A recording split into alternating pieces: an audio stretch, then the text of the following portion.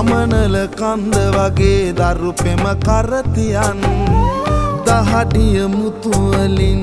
පත සරි කරන් නොසිදෙන සයුර වගේ සෙනෙහස උතුරමින්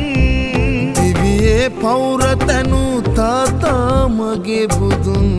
දිවියේ පෞර තැනු තාතා මගේ